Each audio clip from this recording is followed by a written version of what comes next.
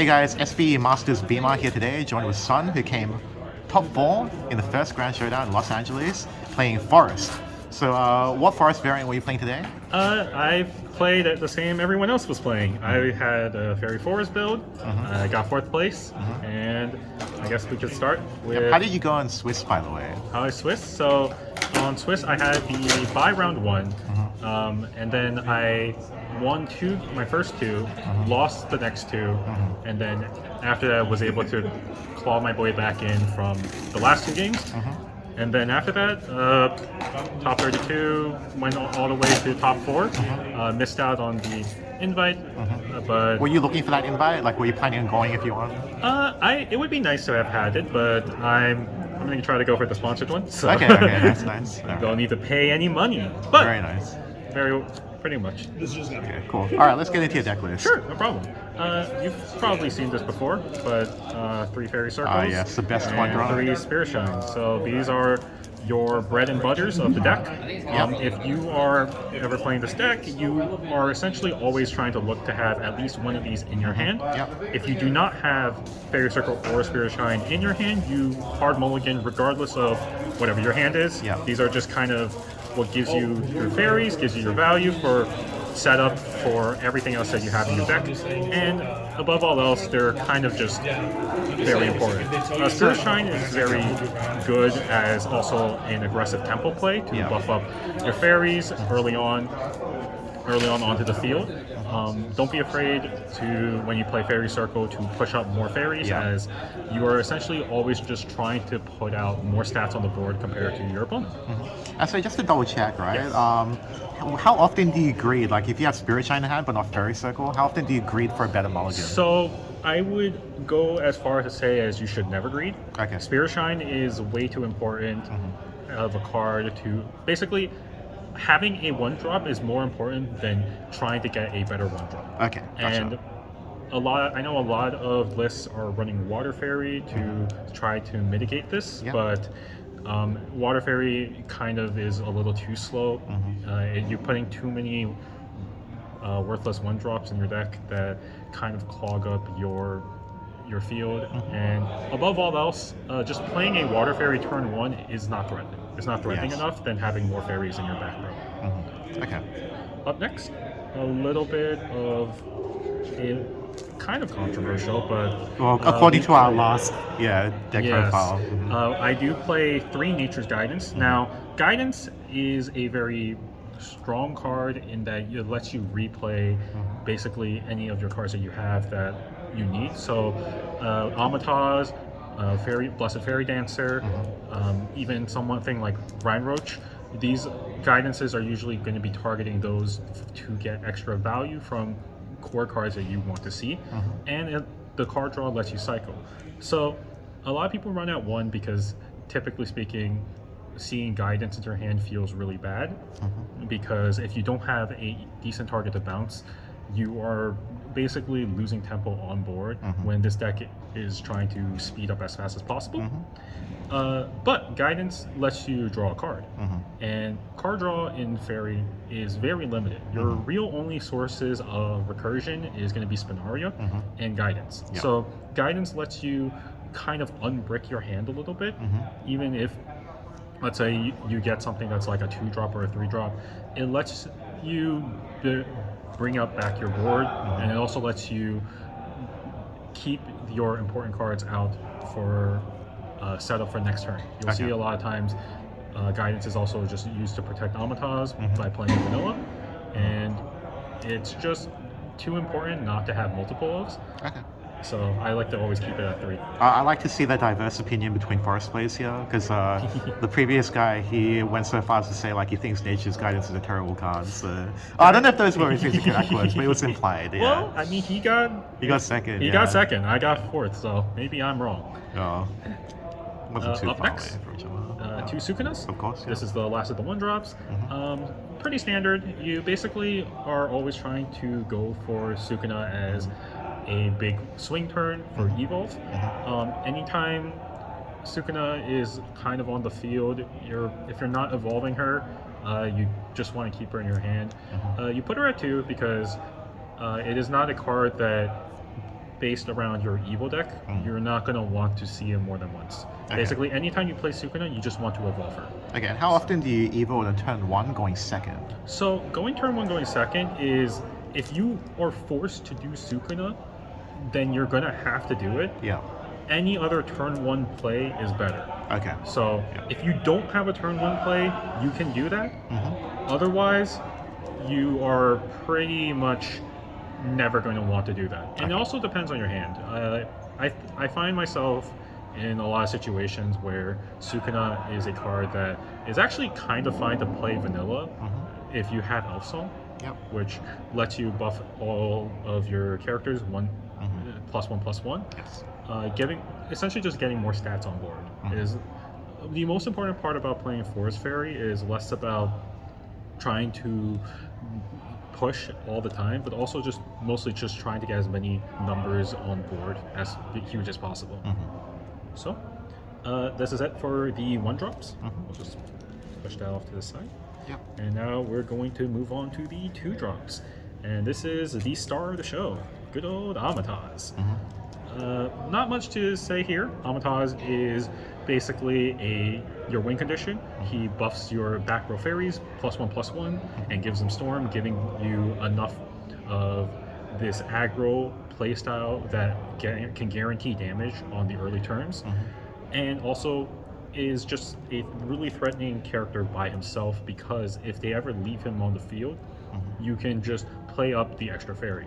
The fact that he gives you an extra fairy is also very important. I think very often, if you are able to play Amataz, even on turn 3, it is still a good idea. It's a good idea to just push for it. With that said, you need to really see 2 of him. If you don't see 2 Amatazes, it's very hard to really push against a lot of decks, especially things like hyper aggro, because they'll just out aggression you. So you always nature guidancing an Amataz does count as seeing 2 Amatazes, but you always definitely want to see 2 of. What turn do you usually play Amataz on? My opinion, turn 4 Amataz is only good if you have another card on field. Otherwise, you really want to play Amataz on turn 5. Okay. It is but at the same time, you are playing Fairy. Your goal is to establish tempo. If you have to play turn 3 Amataz and just swing, you have to do it. Yes. Okay. You can't just fall behind. You have to swing. Your deck is not going to win in the late game outside of insanely good top rolls or EX area plays from setup. Okay. We'll get the Pixie package out of the way here. The classic. Fairy Dragon and Blessed Fairy Dancer. They are basically, I would say, the same thing as Amataz. One thing to note, actually, is I will say playing Blessed Fairy Dancer is very nice when you have cards in your back row. But she's also very good as essentially being another buff storm target. Basically, the idea of you have other fairies you can push out earlier, and then playing Blessed Fairy Dancer on turn 3, even if you have Blessed Fairy Dancer on turn 2. If you don't expect your opponent to have anything to block it, doing this and securing 4 damage on turn 3 is very, very nice, especially if you have other ways to bring back fairies, which this deck does have a lot of. So if you already have things that can bring back fairies, it is actually a pretty nice idea to push 2 1/1 fairies up on your next turn. Fairy Dragon's Fairy Dragon. It is crucial that Fairy Dragon actually dies. Because if you don't get the last words off, you're spending your turn 2 playing the Fairy Dragon and then not being able to establish more fairies actually does put you very far behind on tempo. I wasn't able to get the high roll plays of getting Spirit Shine Fairy Circle with Fairy Dragon, but Fairy Dragon also lets you just kind of kill your opponent even earlier than normal. Basically, think of Fairy Dragon as your Ancient Elf. It is your Fairy Circle is your Harvest Festival, and your Fairy Dragon is your Elf. And you get a 3/4 on turn 2. Pretty much. So, those are the fairy package. And then one thing I'll point out also is because you're on Nature's Guidance, when you leave the standing Blessed Fairy Dancer and they don't clear it, you swing and then you can bounce and play it again. That is it lets you freely play Guidance in a lot of scenarios. I will say more importantly, though, guidance is a very crucial tool when you want to push for damage. Using it just to buff up more stats, I feel is very weak because you are basically saying that your Blessed Fairy Dancer is going to be a 2/3 that you get rid of. So you're still removing stats on board. You're essentially saying, I'm removing a 2/2 fairy. Yes. Even if you get more damage later on, you're not really establishing enough pressure early. I'd rather just have the stats on board. Okay. Now we're going to go into we're going to go to the other 3 of my evil targets right here. They are very plentiful, so we're going to drop all 3 of them at once. We got the 3 lilies. So it's 2 roach or 3? Ah, okay, there we go. Yeah. The 3 lilies, the 3 roaches, and the 2 archers. Okay. So, right off the bat, archer, only here for sword. Okay. Sword basically is a deck that will keep a lot of cards on field standing, and you have to kind of deal with it in your own way. Archer lets you essentially play full control again against sword. It is very, very strong. It is, although really only strong against sword, against other decks besides maybe aggro fairy as well, it is not a very solid card.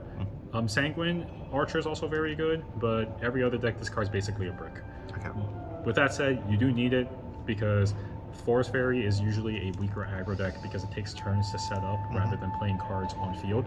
It usually plays an EX area, then has to bring them up, meaning that Archer is your way of kind of neutralizing that hyper aggro threat. Speaking of neutralizing, Rhine Roach. Now, Rhine Roach is a very strong card. It essentially says, I can now storm people for 3 on turn 4 and play fairies up, kind of like Amataz. Okay. This is essentially your early Amataz play. Roach is very good at hitting for damage, but the big thing is, because he evolves to 0, you can use him to go 2 for 1, very similarly to cards such as Gardener in other lists.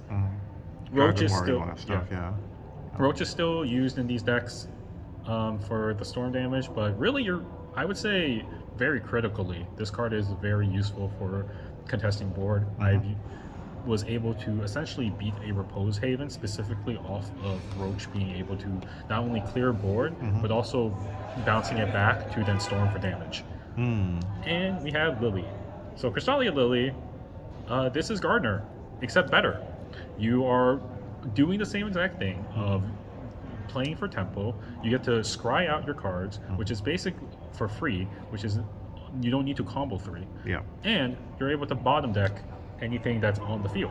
Very relevant against like Kuon and Shikigami tokens and very relevant against pretty much any other deck that requires Necrocharge and any other deck that has big standing targets.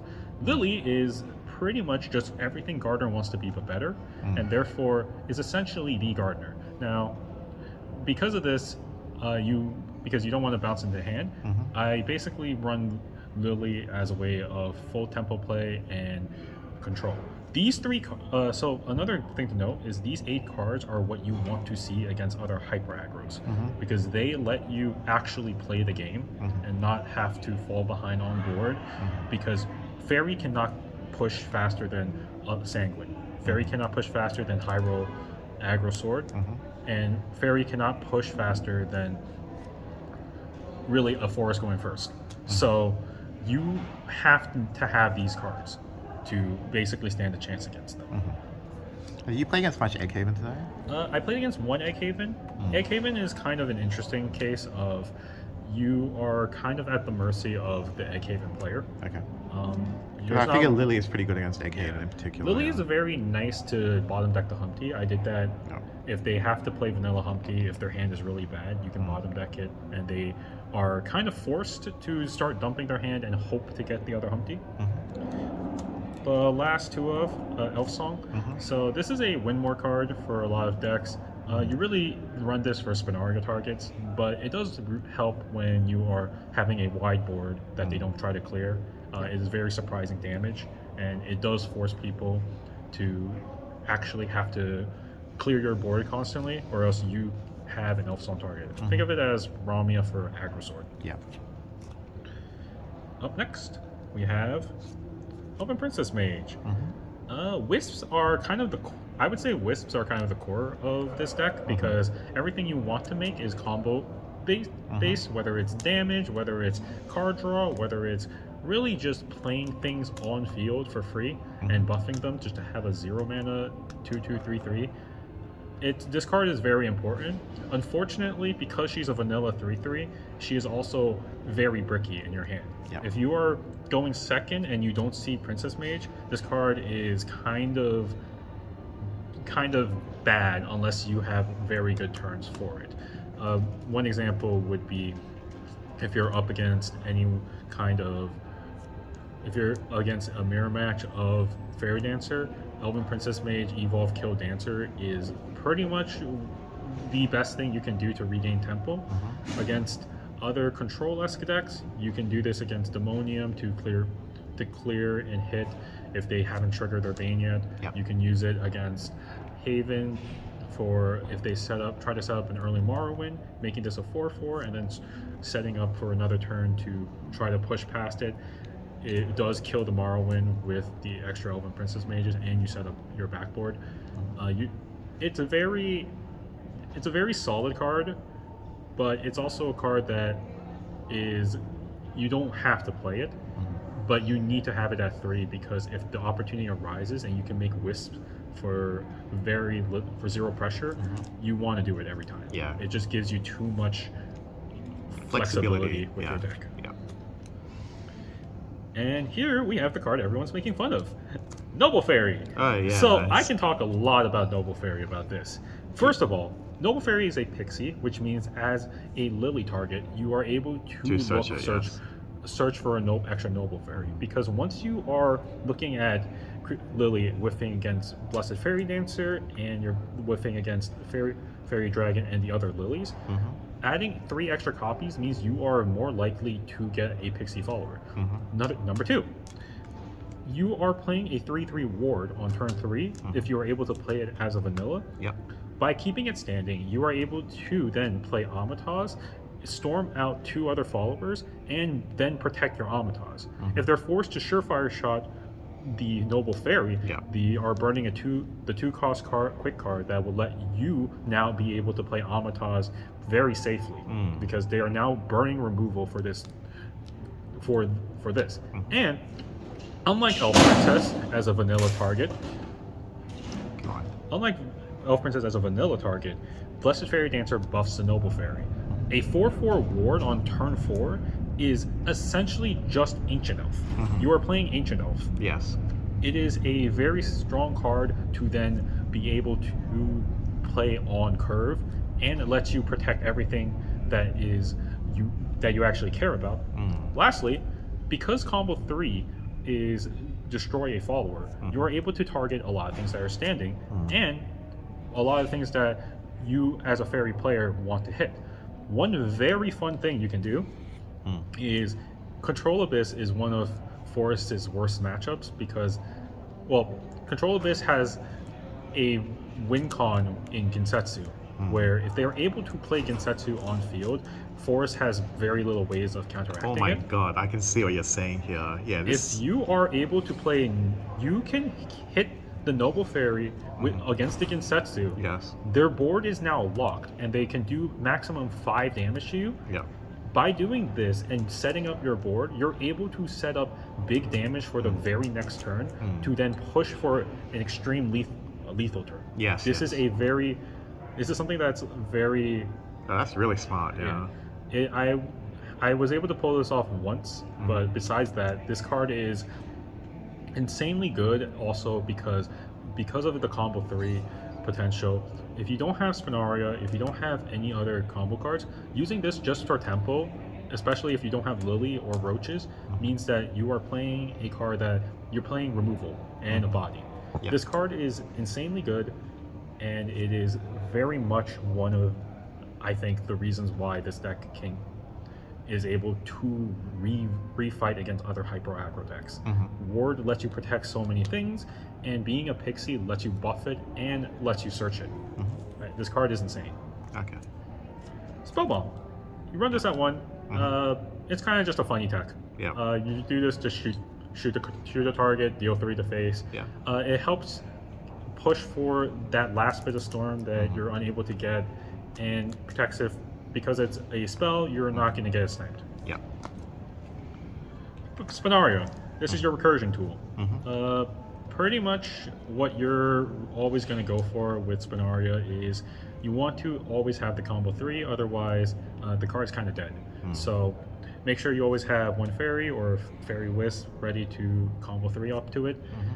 Very important to note about her is because she is not an evil target, searching for a 1 of spell and 1 of follower on combo 3 means you can do Sukuna or Roach for huge storm damage turns that you search for in your 4, and you can also search out other evil targets in general to then be able to play essentially a wide board.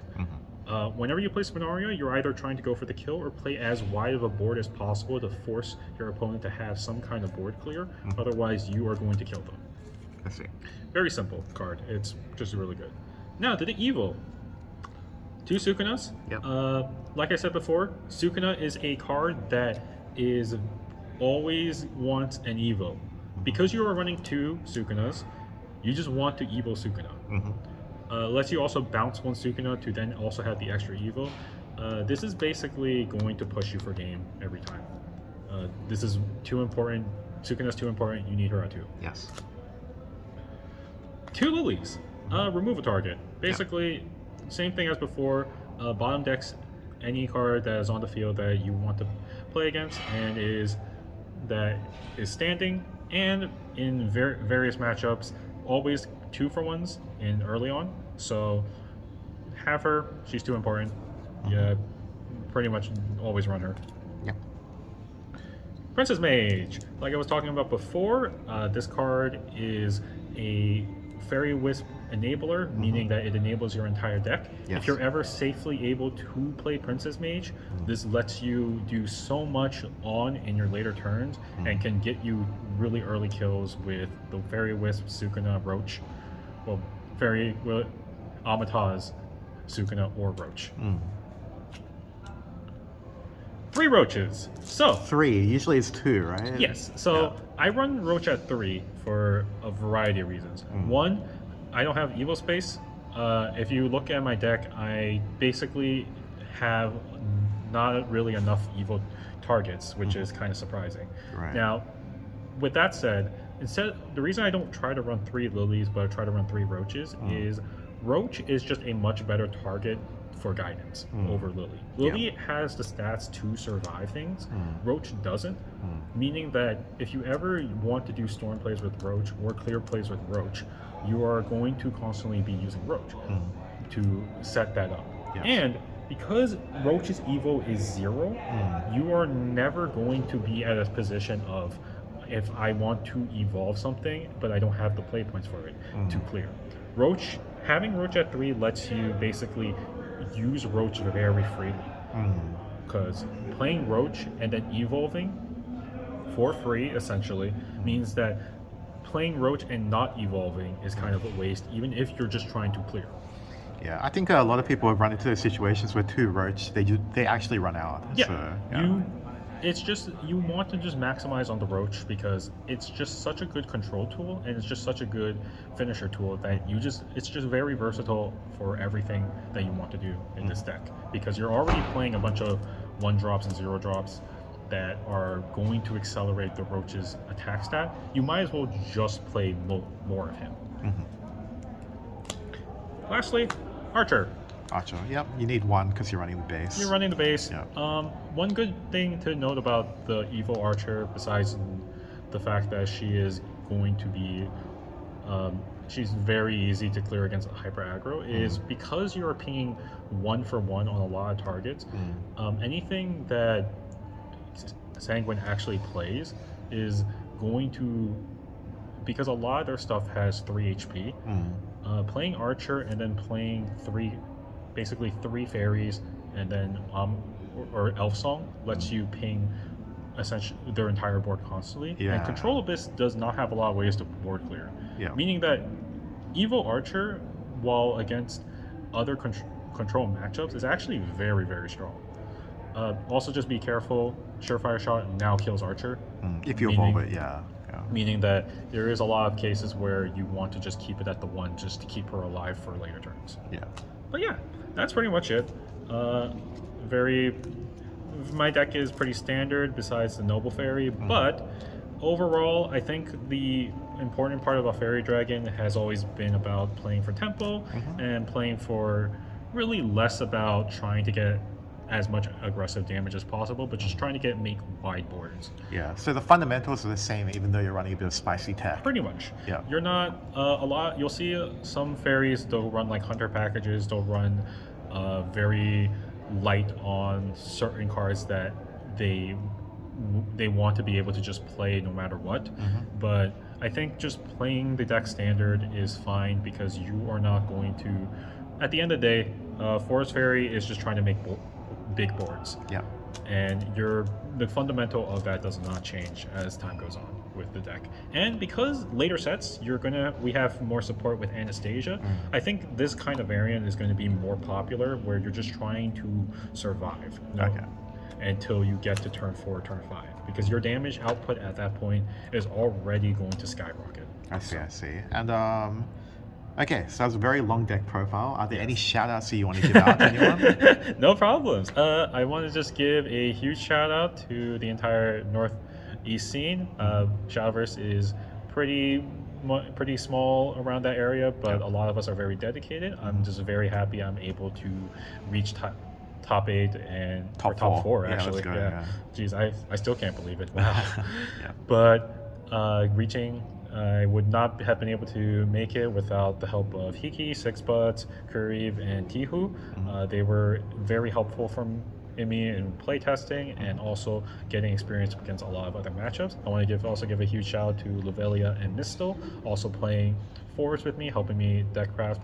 And I want to also give a shout out to Phenomenal Evil and Dave's Secret Shop, both around in the New Jersey areas.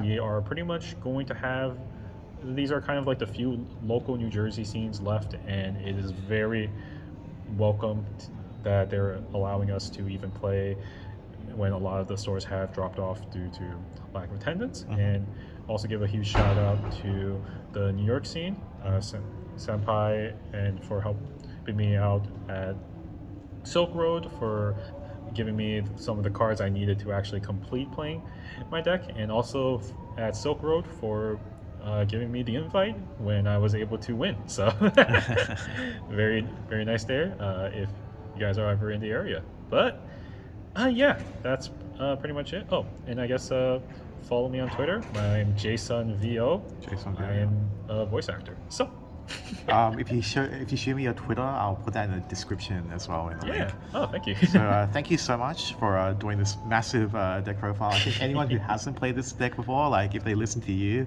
they'll instantly become like a massive expert. So I think I might market this one as such. But thank you so much for your time. Congratulations once again on your top 4. Thank you for having me. And for the viewers, make sure to like and subscribe because we'll have more videos like this in the future. So see you guys next time. Bye-bye. Hey guys, just before we close out the video for today, just want to give a quick shout out to our Patreon supporter program. Without these guys supporting us on a monthly basis, it'll be very difficult to pump out video content for you guys for free and also updating the website. So without further ado, thank you to Rockstar, Siege, Voltage, Rolf Rise, Framework, Mythclick, and Yami no Okami. And if you guys are interested in supporting us on Patreon, we do have some exclusive releases, including guides for the top decks, Open 8, and also exclusive videos. And it's also the only way that you can get coaching from me. So make sure to check that out if you are interested. If you don't want to support us on Patreon, it also helps a lot if you give us a like and subscribe. So hope you guys enjoyed the video, and I'll see you guys next time.